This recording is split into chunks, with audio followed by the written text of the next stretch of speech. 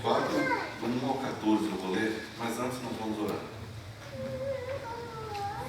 Deus, nosso Pai, estamos na Tua presença, pedimos que nos unjas com Teu Santo Espírito para falarmos as Tuas palavras, Senhor, e que tudo que for dito e feito aqui seja para honrar e glorificar o Teu nome exclusivamente, Senhor. Abra os nossos corações, nos capacite a entender a Tua mensagem, a cumpri-la e fazer o que Tu queres. Perdoa os nossos pecados, pois é em nome de Jesus, o nosso Senhor, porque oramos agradecidos. Amém. 24, do 1 ao 14. Tem esboço? Não tem. Estão acendendo a luz.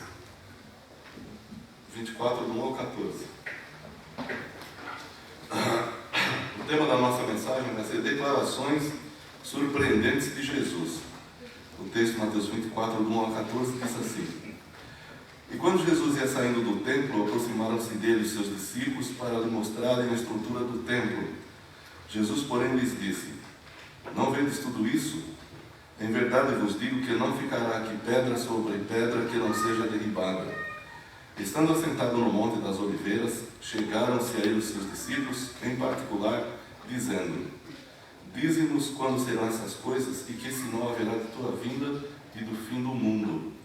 E Jesus respondendo disse-lhes: Acautelai-vos que ninguém vos engane, porque muitos virão em meu nome dizendo: Eu sou o Cristo, e enganarão a muitos. E ouvireis de guerras e de rumores de guerras. Olhai, não vos assusteis, porque é mistério que isso tudo aconteça, mas ainda não é o fim. Porquanto se levantará nação contra nação e reino contra reino, e haverá fomes e pestes e terremotos em vários lugares. Mas todas essas coisas são o princípio das dores. Então vos hão de entregar para seres atormentados e matar-vos-ão. E sereis odiados de todas as gentes por causa do meu nome. Nesse tempo muitos serão escandalizados e trair-se-ão uns aos outros, e uns aos outros se aborrecerão.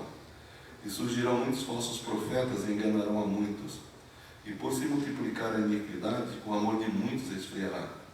Mas aquele que perseverar até o fim será salvo. E este evangelho do reino será pregado em todo o mundo, em testemunho a todas as gentes, e então virá o fim. Amém? Os irmãos podem sentar.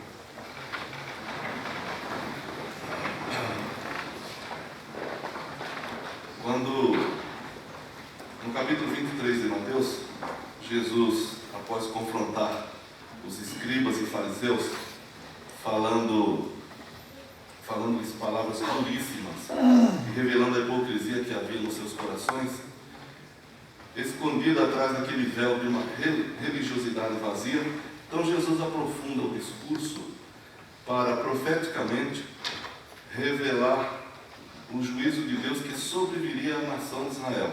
Esse juízo, segundo Jesus Cristo, era por dois motivos básicos. Em primeiro lugar, por todos os pecados que a nação de Israel praticava e já havia praticado desde a antiguidade, e por não crer nele, Jesus Cristo, como seu Messias.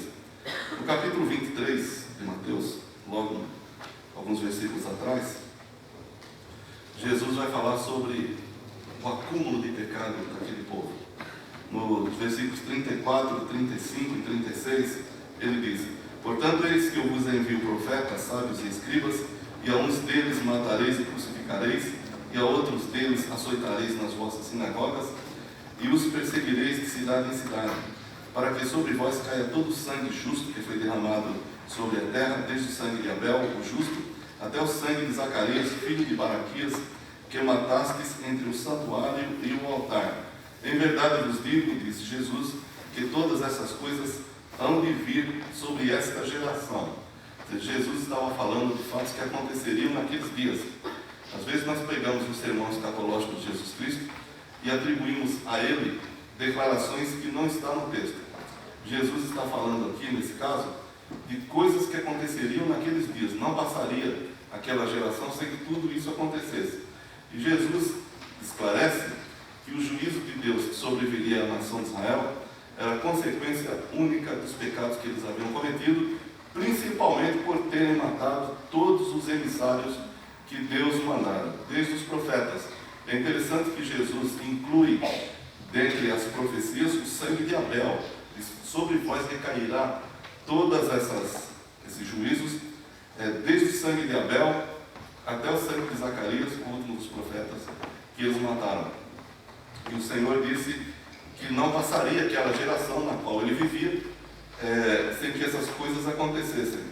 Esse foi um dos motivos pelos quais Jesus está dizendo aqui nesse capítulo 24 os graves problemas que a nação sofreria. E o outro problema está nos versículos seguintes do capítulo 23. Jesus, externando o seu coração, ele diz nos versículos 37, 38 e 39, do 23: Jerusalém, Jerusalém, que matas os profetas e apedrejas os que te são enviados. Quantas vezes quis eu ajuntar os teus filhos como a galinha ajunta os seus pintos debaixo das asas, e tu não quiseste. Eis que a vossa casa vos ficará deserta, porque eu vos digo que desde agora não me vereis mais, até que digais, bendito que vem em nome do Senhor. Então Jesus está esclarecendo que ele gostaria de ter, que Israel tivesse entendido, tivesse ido a ele, mas não foi o que aconteceu. Então, em razão disso também, ele disse, a vossa casa vai ficar deserta, quer dizer, e viria um juízo tremendo de Deus sobre a nação naquele momento. Daí então ele começa, Mateus começa citando aqui o capítulo 24, e dizendo, e quando Jesus ia saindo do templo, aproximaram-se os seus discípulos, para lhe mostrarem a estrutura do templo, e Jesus então disse para eles, não vedes tudo isso? Em verdade vos digo que não ficará aqui pedra sobre pedra, que não seja derribada. Os judeus tinham certeza que Deus jamais permitiria que os romanos ou qualquer outra nação tocasse em Jerusalém ou na nação de Israel para dispersá-la, porque o templo de Deus estava ali. E segundo eles, aquilo lá representava a presença e a glória de Deus. E eles têm muitos fatos no Antigo Testamento para lembrarem de que qualquer nação, mesmo que não seja Israel ou qualquer uma outra, qualquer pessoa, só é tocada pelo inimigo quando Deus permite, ou, como diziam eles, quando Deus retira da pessoa ou da nação a sua glória. Então eles diziam, o templo está aqui, então a glória de Deus está aqui. Então essa nação não vai ser tocada, Jerusalém não vai ser destruída. Então quando Jesus fala isso, ele está surpreendentemente dizendo para os judeus uma coisa que todos eles não acreditavam e nem achavam possibilidade de acontecer, porque a glória de Deus estava lá. Tem alguns textos no Antigo Testamento que eu gostaria de ler com os irmãos para confirmar essa ideia deles, que também é bíblica. Números 14, 9, por exemplo, quando os espias voltam da sua missão, os 12, 10 deles difamam a terra e dizem que eles não podem entrar lá porque aquelas nações são maiores e mais poderosas do que Israel, eles não tinham como lutar. Mas Josué e Caleb então tomam a palavra e 14, 9, eles dizem o seguinte: dentre as coisas que disseram, eles dizem, tão somente não sejais rebeldes contra o Senhor e não temais o povo desta terra, porquanto são eles o nosso pão. Retirou-se deles, veja só, o seu amparo, e o Senhor é conosco, não os temais. Então Josué tem de fato essa ideia, Josué e Caleb, de que Deus tinha retirado o amparo daquela gente, então eles seriam facilmente vencidos, mesmo que fossem maiores e mais poderosos do que Israel. Em Josué 2, do 8 ao 11 também, quando Raabe conversa com aqueles 2 espias que eles mandaram depois, Josué 2, do 9 ao 11, Raabe diz a mesma coisa. Olha só, 2 de Josué, do 8 ao 11 diz, e antes que eles dormissem, antes que os espias, quando os espias chegaram lá em Jericó, eles foram descobertos, mas se esconderam na casa de Raabe, a meretriz, e ela os escondeu em cima do telhado e pôs umas canas de linho sobre eles para cobri-los. E disse que antes que eles dormissem, ela subiu a eles sobre o telhado e disse aos homens, bem sei que o Senhor vos deu esta terra, e que o pavor de vós caiu sobre nós, e que todos os moradores da terra estão desmaiados diante de vós. Porque temos ouvido que o Senhor secou as águas do mar vermelho diante de vós, quando saíeis do Egito. E o que fizestes aos 2 reis dos amorreus, a Seom e a Og, que estavam além do Jordão, os quais destruístes. Ouvindo isso, desmaiou o nosso coração, e em ninguém mais há ânimo algum por causa da vossa presença, porque o Senhor vosso Deus é Deus em cima nos céus e embaixo na terra. Então, mesmo que com outras palavras, Raabe dá a entender isso. O favor de Deus se retirou de nós e nós estamos desmaiados de terror. E o Senhor é com vocês. Portanto, vocês vão vencer. Tem mais um texto também lá em Isaías, quando Senaqueribe invadiu Judá, e ele mandou cartas para o rei Ezequias, e afrontou Deus, e disse para o povo de Israel, que estava sobre os muros de Jerusalém: não vos engane, Ezequias, porque vocês não têm condições de lutar contra nós. Onde estão os deuses de Amate, de Arpado, de Sefarvaim, de Iva, etc. Nenhum deles pôde resistir a nós. E o profeta Isaías, no capítulo 37, versículos 26 e 27, vai dizer uma coisa muito interessante para Senaqueribe. Eu estou em Ezequiel, pelo amor de Deus. Isaías 37,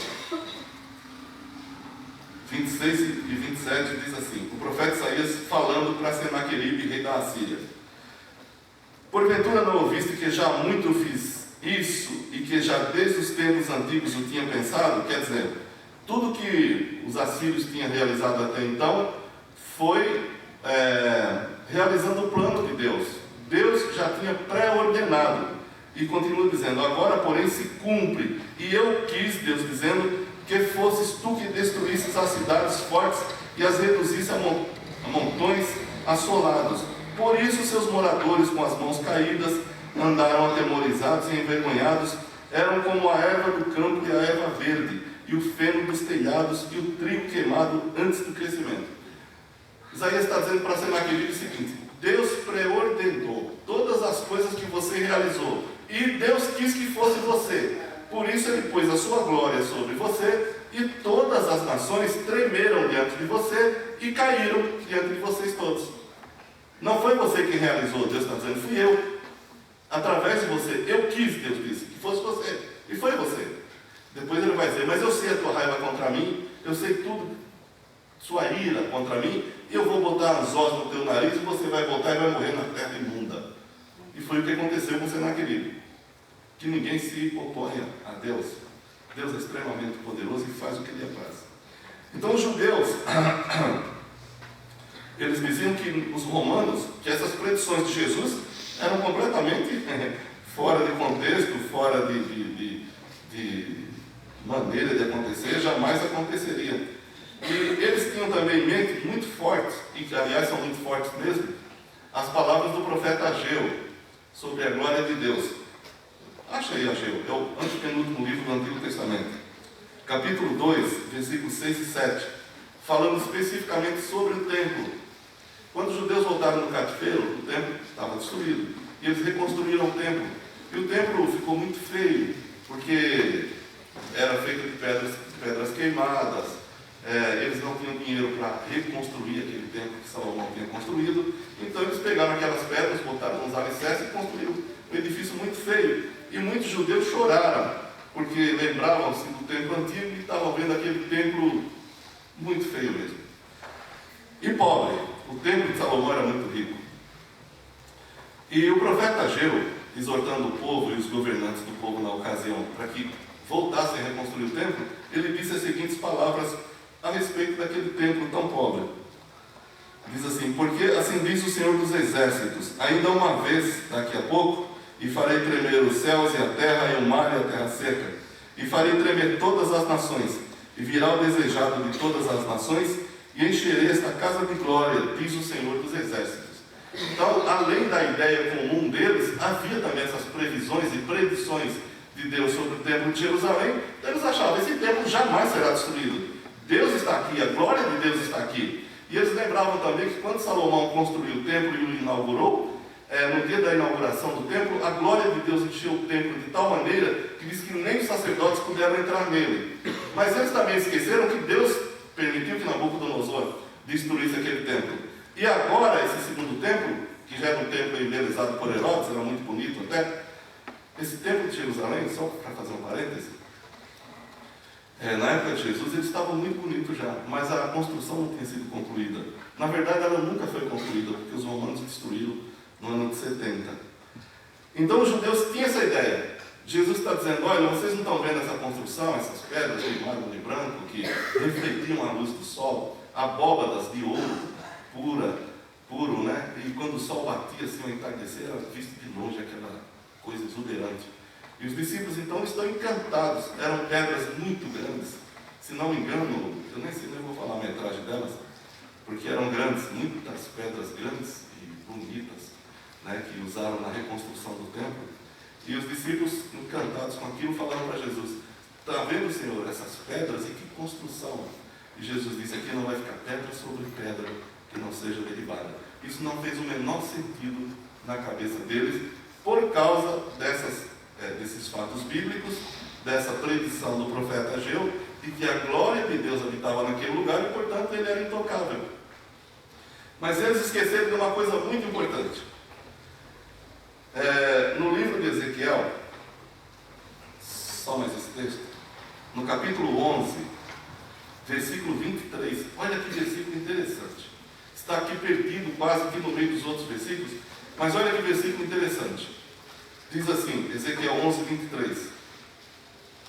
E a glória do Senhor se alçou desde o meio da cidade e se pôs sobre o monte que está ao oriente da cidade. Isso quer dizer o quê?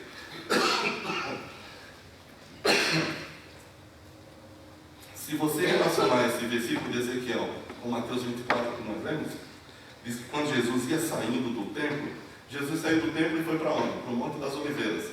E aqui Ezequiel diz que a glória do Senhor deixa o templo e pousa onde? No Monte das Oliveiras. Então, quando Jesus, pela última vez, entrou naquele templo de Jerusalém e saiu, que é em Mateus 24, a glória de Deus deixou o templo. Portanto, ele ficou completamente desprotegido, se era isso que os judeus criam, ele ficou completamente desprotegido da glória de Deus.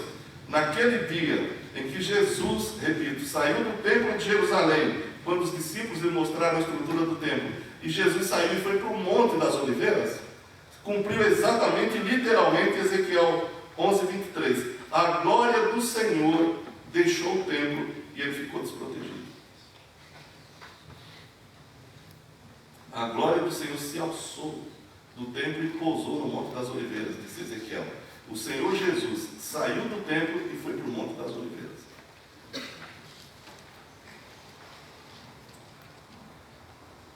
Quando Jesus saiu daquele templo, ele ficou exposto às predições de Jesus.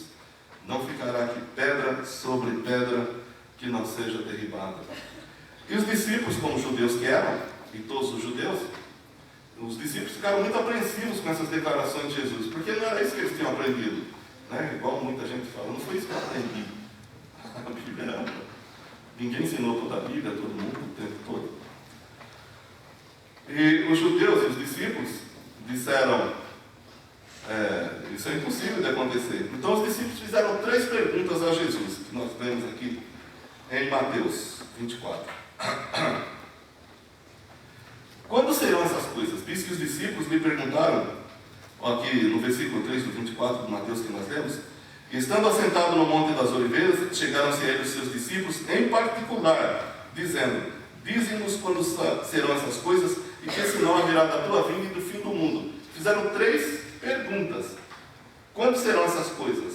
Quer dizer, essas declarações de Jesus deixaram aqueles discípulos muito preocupados.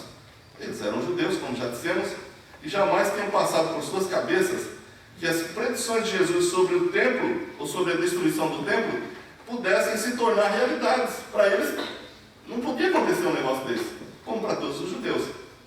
Talvez até pensaram que Jesus estivesse falando alguma coisa figuradamente. Daí então, quando Jesus chega no Monte das Oliveiras, particularmente eles perguntam, quando serão essas coisas? E outra pergunta, que sinal haverá de tua vinda? Você sabe, essa pergunta é bem interessante, porque ela não tem o fundo escatológico que se lhe dá. Os discípulos não estão perguntando quando Jesus retornará em glória para buscar os seus. A pergunta não é essa. O que eles estão perguntando para Jesus é, quando vão ser essas coisas? E quando é que o Senhor vai aparecer aqui como o Messias que a gente diz que o Senhor é? É isso que eles estão perguntando. Eles não estão perguntando quando Jesus viria em glória para buscar. A pergunta é, quando o Senhor vai aparecer aqui montado num cavalo branco, substituindo Davi e destruirá os romanos e nós seremos seus ministros. Aliás, essa ideia era a ideia que eles tinham quando estavam acompanhando Jesus. Aqui no capítulo 20 de Mateus, versículos do 17 ao 21, diz: enquanto caminhavam para Jerusalém, vejam aí. Capítulo 20, só voltar um pouquinho aqui no Mateus.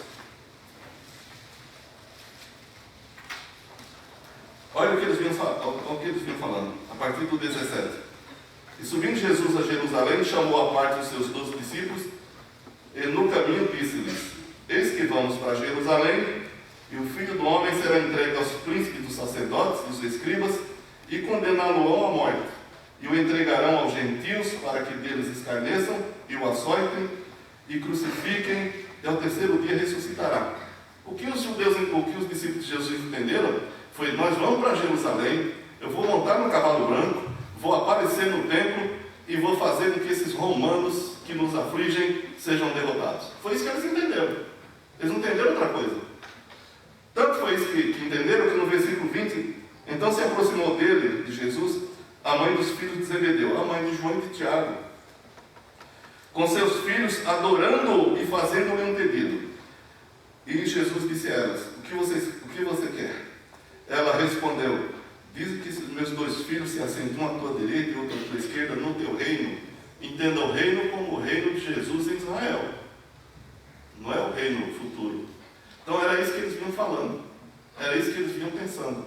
Por isso que eles perguntaram a Jesus: que sinal haverá de tua vinda? Ou seja, quando é que de fato o Senhor vai aparecer aqui para a gente ser grandão junto com o Senhor?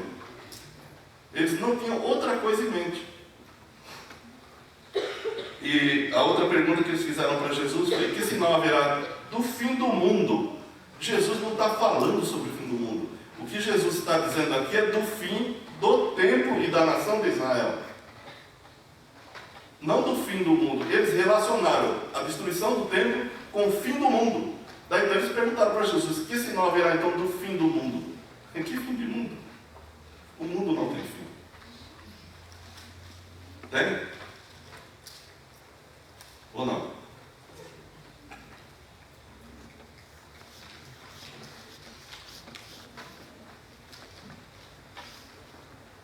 O que terá fim?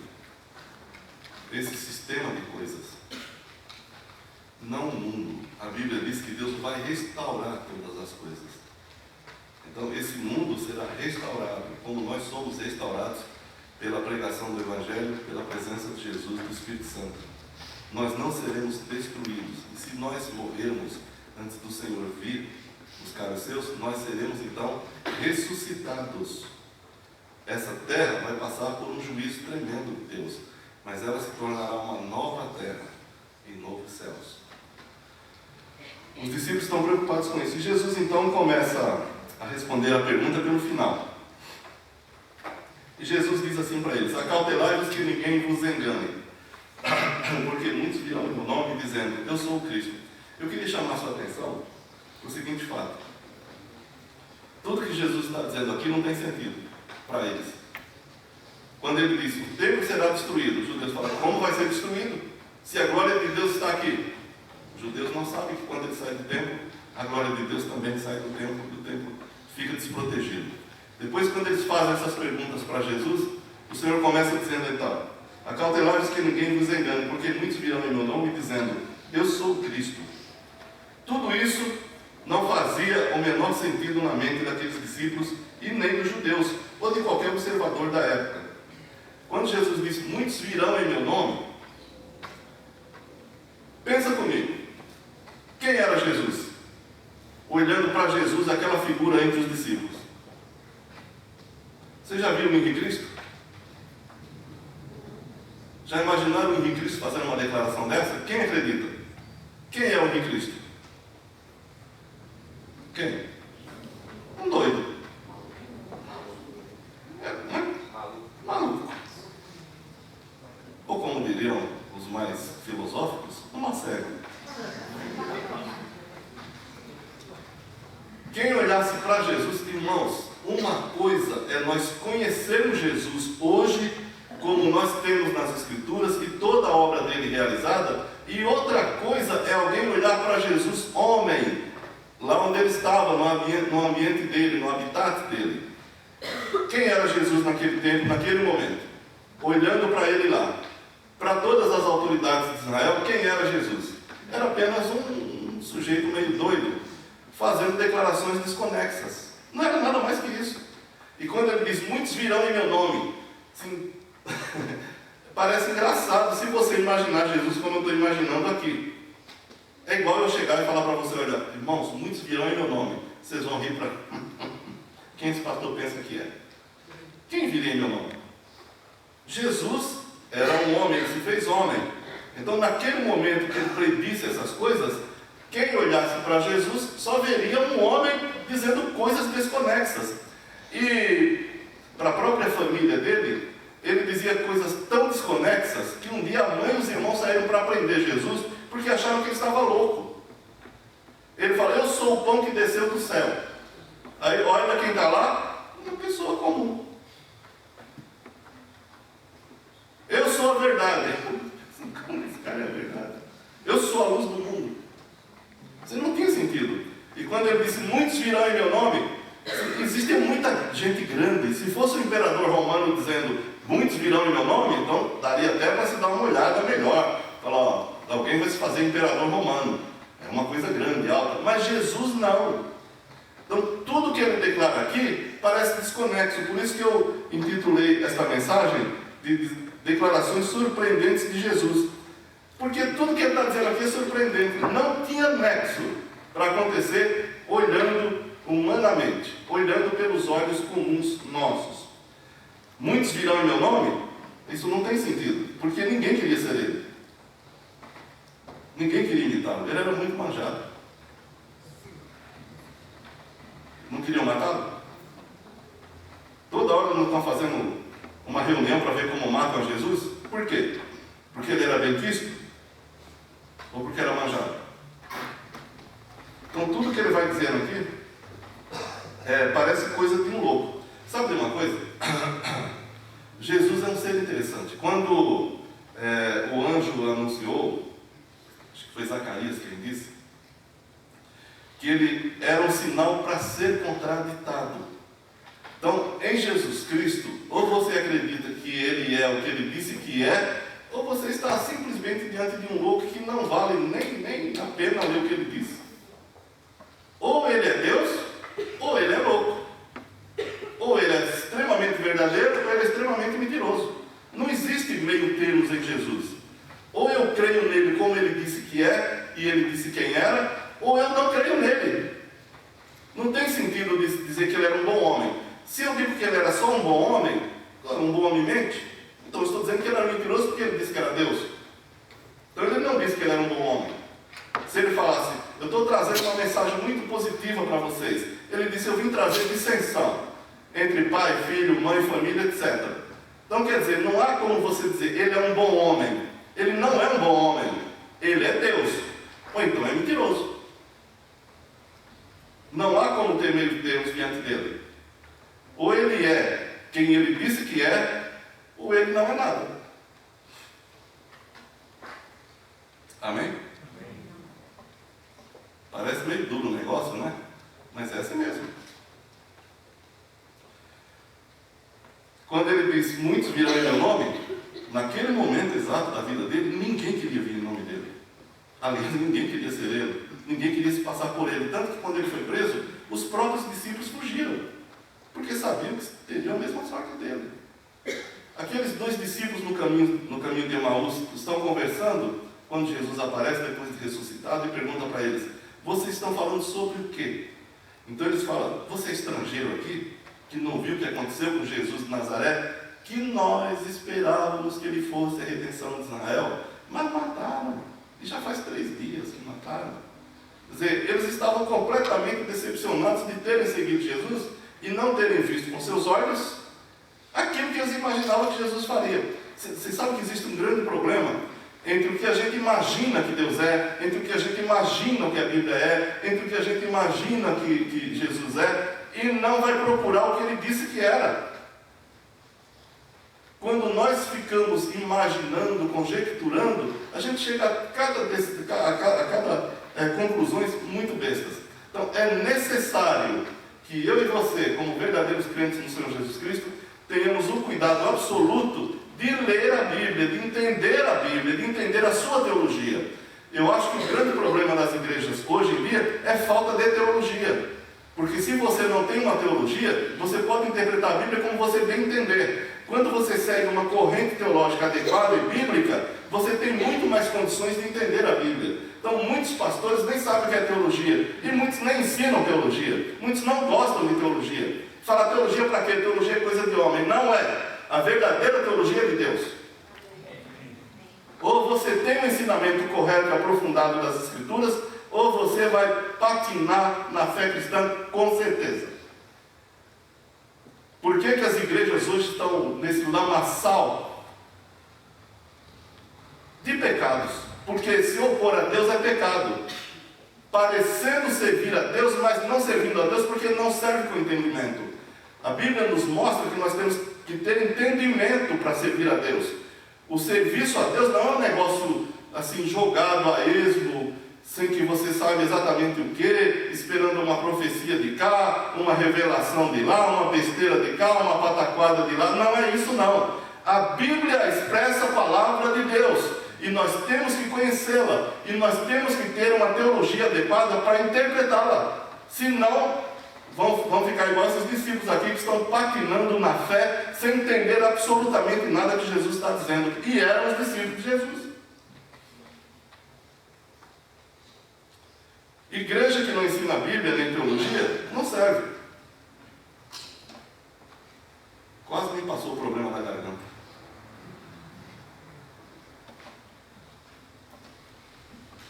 Adrenalina sobe. Então Jesus disse, muitos virão em meu nome. Uma outra declaração que Jesus vai dizer aqui, que não faz o menor sentido para aquela época: ouvireis de guerras e de rumores de guerras. Quando os romanos assumiram o governo mundial da época, eles espalharam por todo o império o que eles chamaram de Pax Romana.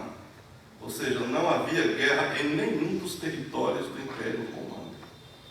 E Jesus está dizendo, vocês vão ouvir de muitas guerras. É que guerra? Não tinha guerra. Os povos não faziam guerra entre si. As legiões romanas estavam espalhadas por todo o Império Romano e impediam qualquer espécie de insurreição. E Jesus está dizendo, vocês vão ouvir de muitas guerras e rumores de guerra. Assim, não tinha sentido na época. Depois eu chego a uma conclusão, tá? Mas vamos levando assim. Outra declaração de Jesus, nos versículos 9 e 10 que nós lemos: vocês serão entregues para serem atormentados, mortos, serão odiados por todos, escandalizados, traídos, aborrecidos, e até isso até pelos próprios irmãos. Uma coisa que aqueles discípulos de então não podiam entender é que, como é que eu vou fazer o bem? Como é que eu vou pregar o Evangelho da Graça e vou ser perseguido por causa disso? Não tem sentido. Tem sentido eu ser perseguido se eu fizer o mal. Se eu te provocar, aí eu vou ser perseguido. Mas se eu estou te abençoando, se eu estou te ajudando, se eu estou pregando para você que você pode ser salvo pela graça de Jesus Cristo, por que vão me perseguir? Era outra coisa que não tinha sentido. E não é exatamente isso que acontece? Os cristãos pregam, aliás, só o cristianismo prega a graça de Deus. Nenhuma outra forma de religião prega isso. Todas as outras religiões, sem exceção, são baseadas na meritocracia humana. Deus reverte para você aquilo que você faz. Então, se você fizer o bem, Deus vai te ajudar. Se você der esmola, Deus vai te enriquecer. Se você fizer um monte de coisa, Deus vai te abençoar. Se você fizer penitências, Deus vai te abençoar. Se você subir uma escada de joelhos, seus pecados serão perdoados. Então, todas as religiões falam disso. A única que não fala disso e outra é contra isso é o cristianismo. O cristianismo prega a graça exclusiva de Deus para a salvação. Você ouve a mensagem do Evangelho. O Espírito Santo convence a você que você é um pecador. Então você vai ser levado pelo Santo Espírito de Deus ao Senhor Jesus Cristo. E Ele, como teu Salvador, perdoa os teus pecados, não porque você mereça, mas porque Ele pagou o preço dos teus pecados. Então não é por sua por seus méritos, não é por suas bondades que você será salvo. Você será salvo se reconhecer completamente impotente diante de Deus para se salvar e for ao Salvador Jesus Cristo por obra e graça do próprio Deus.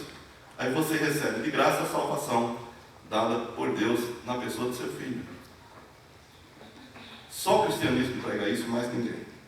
E os discípulos não entendem. E uma outra coisa também que Jesus diz aqui nesses versículos 9 e 10 é que haveria traições. Olha só, se você prestar atenção no texto, você vai ver que Jesus está dizendo que vai haver traições entre os próprios irmãos. Não é irmão de sangue, é irmão de fé. Muitos irmãos trairiam seus irmãos e os entregariam à morte. E se você estudar a história da igreja, tem a matéria no nosso seminário de história da igreja, vocês já devem estar vendo, não sei se já estão vendo isso. Houve uma época na história da igreja que muitos irmãos, para receber o perdão do Império Romano, entregaria à morte o seu próprio irmão. E muitos irmãos delataram os irmãos. E muitos cristãos foram mortos porque os irmãos os delataram. Na época do Império Soviético, muitos crentes eram presos também porque outras pessoas da igreja informaram à polícia quem eram os crentes. Hoje na China acontece isso. Muitos crentes vão lá na polícia e falam: olha, eu estou sendo processado e procurado porque sou crente, e existe a delação premiada nesse sentido lá. Se você delatar os seus irmãos, você é perdoado. Então eles delatam os irmãos. Jesus está dizendo que isso vai acontecer no meio do rebanho. Não é de fora para dentro, é no próprio rebanho. Muitos trair-se-ão e muitos serão entregues à morte por falta de fidelidade de crentes no meio do rebanho. Então Jesus está falando aqui de coisas muito graves. Surgirão muitos falsos profetas e enganarão a muitos. O que é um falso profeta? O que é um profeta falso? E um falso profeta? Tem diferença?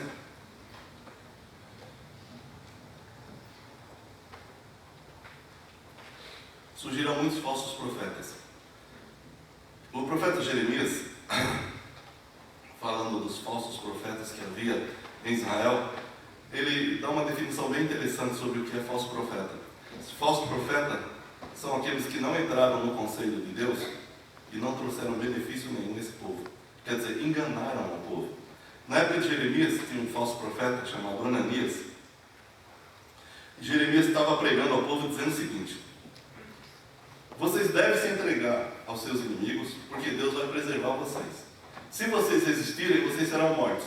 Então Jeremias foi preso porque as autoridades diziam: ele está fazendo com que a mão do povo, as mãos do povo, desfaleçam para não irem à guerra. E então prenderam Jeremias como traidor do povo, da pátria. E tinha um outro profeta chamado, que eu acabei de falar, Ananias ou Azarias, agora também não lembro. E ele dizia o seguinte: vocês vão ficar só 2 anos no cativeiro, não 70 anos, como dizia Jeremias. E Jeremias então foi repreendê-lo publicamente. E esse falso profeta olhou para Jeremias e falou assim: de onde saiu o Espírito do Senhor de mim para falar por você? Aí Jeremias falou: você vai ver e vai começar a se esconder embaixo de cada cama e você vai ser preso, vai ser levado. Ele deu um soco em Jeremias. Jeremias foi preso. Quem é um falso profeta? É aquele que traz falsas esperanças, uma falsa mensagem. É aqueles que não veem a mensagem objetiva de Deus e dizem o que pensam. Onde esses falsos profetas estão? Estão em todos os lugares. Estão nos meios intelectuais, como estão no meio da população. Você hoje tem mega igrejas que estão na TV, falando besteira e ganhando muito dinheiro, e os líderes muito ricos. Como você também tem a teologia da prosperidade, a teologia da libertação, você tem as teologias modernistas. Tudo isso é falsa profecia. Tudo isso é coisas que ensinam, coisas que não são de Deus, com a aparência de serem. Então, o falso profeta é aquele que aparenta ser uma coisa que não é. Ele aparenta ser de Deus, mas na verdade ele não é. E a mensagem que traz também não traz proveito espiritual, apesar de trazer perspectivas humanas. Por exemplo, o falso profeta chega e fala: dá seu dízimo, sua oferta, dá R$100 que Deus vai te dar 1.000. Dá o seu salário que Deus vai te recompensar e te dar de volta. Você dá o seu salário e fica sem dinheiro. Mas ele fala, é por falta da sua fé. Aí as pessoas vão acreditando nessas besteiras e vão fazendo aquilo. Você não tem estrutura espiritual, não tem estrutura teológica, não tem estrutura bíblica para entenderem que essa gente é falso profeta. E João diz que esses falsos profetas, na verdade, são anticristos. São pessoas contrárias à mensagem do Evangelho de Jesus Cristo. São contra Cristo. Anticristo quer dizer contra Cristo.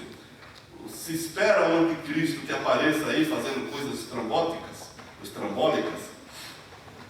E na verdade, João diz: muitos já saíram de nós porque não eram dos nossos. Hoje foi lido de manhã esse texto, 1 João capítulo 2. Muitos saíram de nós porque não eram de nós. E diz: esses são anticristos, porque pregam uma mensagem contrária à mensagem revelada de Deus, que está na palavra dele, contra a salvação da graça de Deus, e contra tudo, contra a pessoa de Jesus Cristo, contra um monte de coisas. Jesus está dizendo: virão falsos profetas.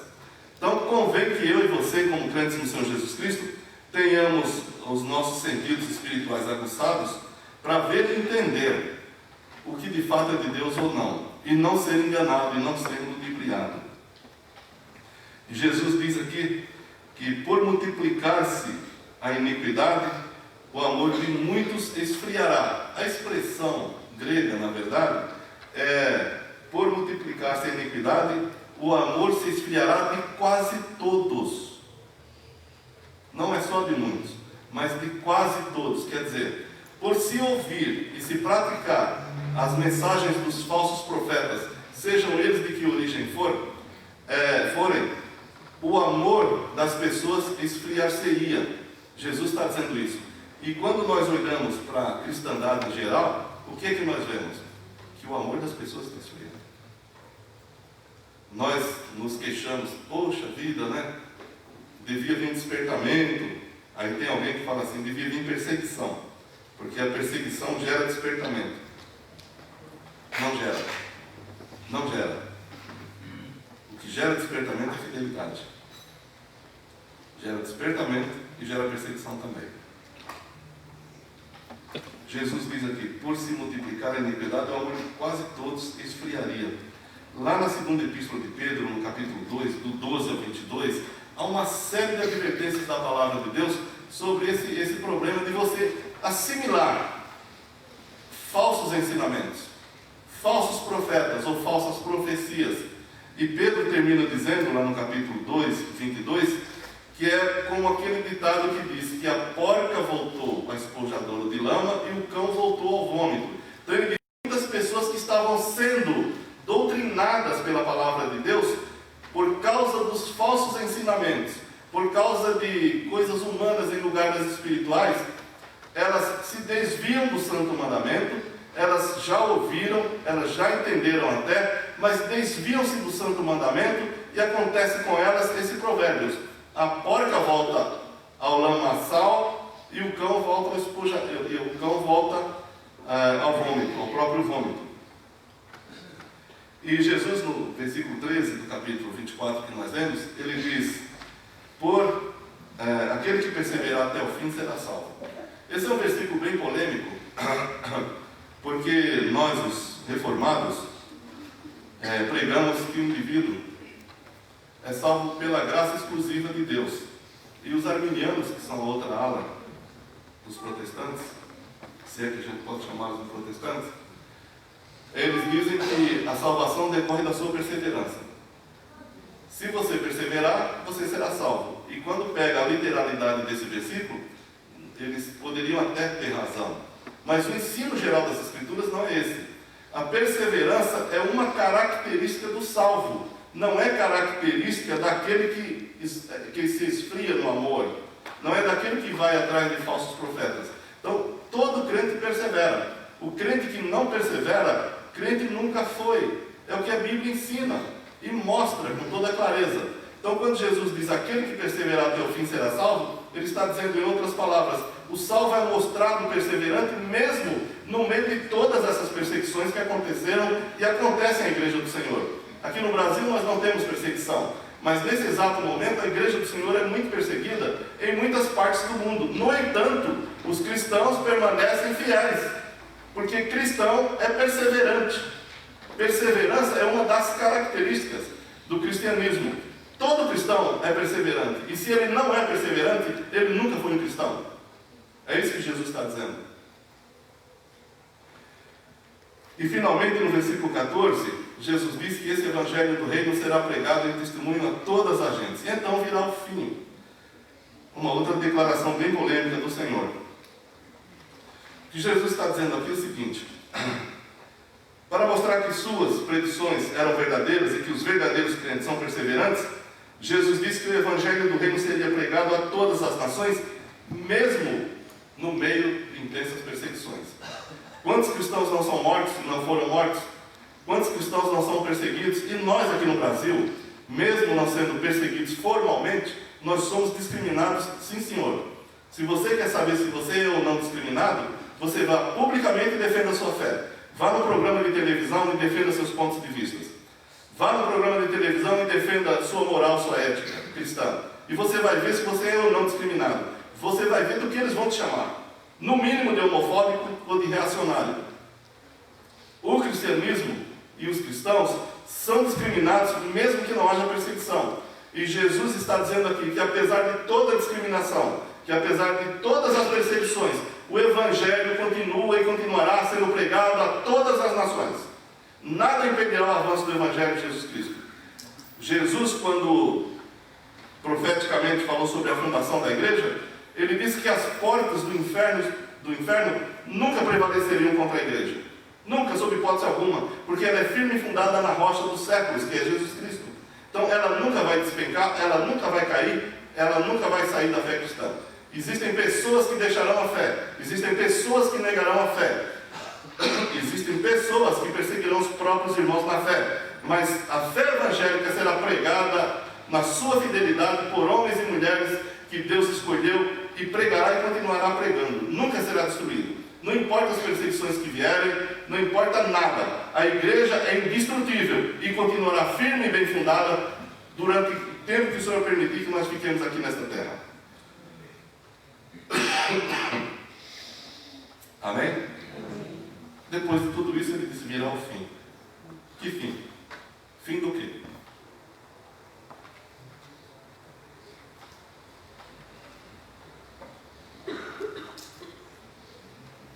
Fim do mundo? Não. O fim desse tema de coisas.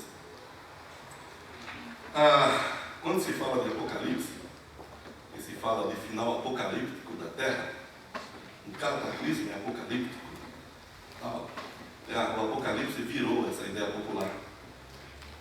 Mas o Apocalipse bíblico não é essa ideia cataclísmica da Terra.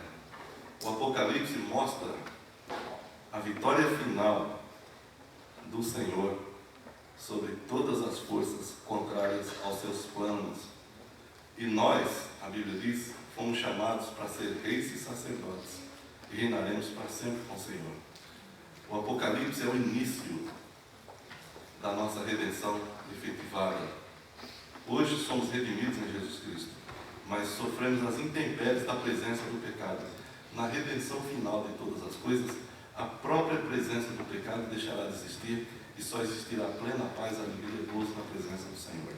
E nós, os salvos, no Senhor Jesus Cristo, aqueles que cremos nele, estaremos com ele gozando das delícias celestiais para todo sempre. Amém? Se a vida é complicada, se a vida é difícil, eu quero que você saiba que existe uma bendita esperança, que é o aparecimento na glória do nosso grande Deus e Senhor Jesus Cristo, que transformará os nossos corpos abatidos para ser igual ao seu corpo glorioso. e nós estaremos para sempre com o Senhor. Amém?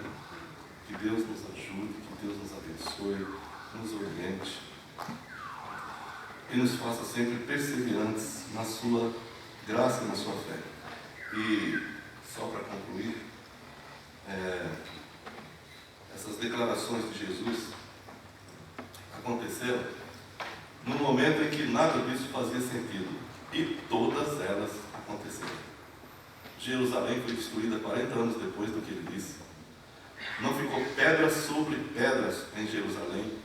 Quando o general Tito invadiu a cidade, ele pediu para os soldados não destruírem o templo, porque antes ele entrou em Jerusalém, tentando negociar uma trégua lá com os judeus, e ele viu a beleza que aquilo era, o resplendor daquele templo. Então ele pediu aos seus soldados: olha, não destruam esse edifício, porque ele é muito bonito.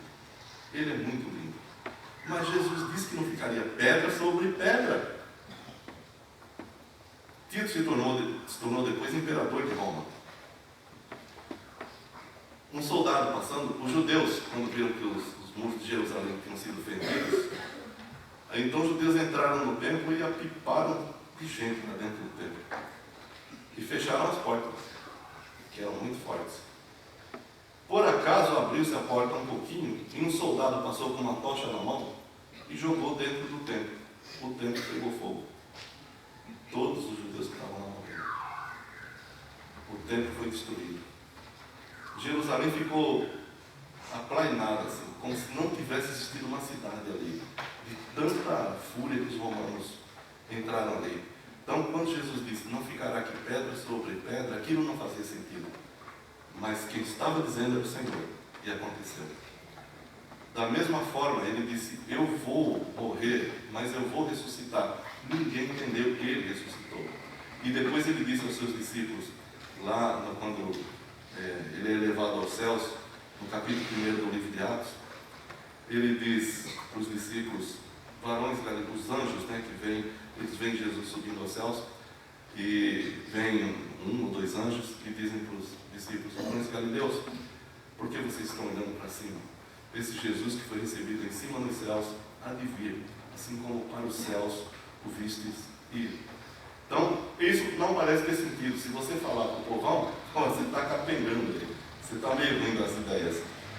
Ele disse que isso aconteceria, e vai acontecer. Vai ter um belo dia em que eu e você não estaremos mais aqui. Não sei de que forma. Se estivermos vivos, seremos arrebatados e transformados. Se estivermos já mortos, seremos ressuscitados e também transformados e viveremos para sempre com o Senhor. Então, se as declarações de Jesus naquele momento histórico não faziam sentido, a volta dele também não faz. Mas assim como todas as predições que ele fez, mesmo não tendo sentido, aconteceram literalmente, acontecerá literalmente essa última das predições que ele fez. Ele vai voltar, vai nos buscar e vai nos levar para ele, para estarmos para sempre com ele nos céus, em glória. Amém? Você crê nisso? Você espera por isso? Paulo disse que estarão com ele aqueles que amam a sua vida.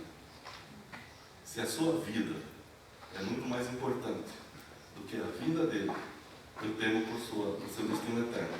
Mas se você ama o Senhor Jesus Cristo, se você ama a sua vinda, ele de fato virá e nos levará para ele, sim, para todo sempre. Amém? É isso que eu espero, com toda a minha força. É isso que eu espero e quero que aconteça comigo. É isso que eu mais quero. É isso que eu mais almejo. É nisso que eu creio. É por causa disso que eu vivo.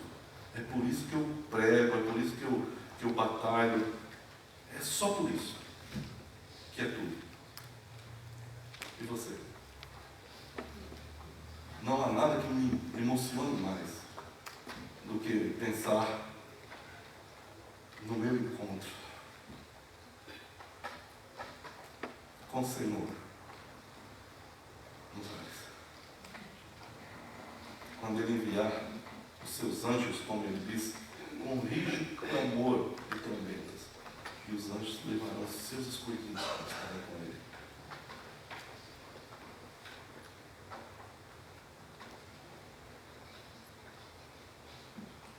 qualquer outra coisa a não ser isso.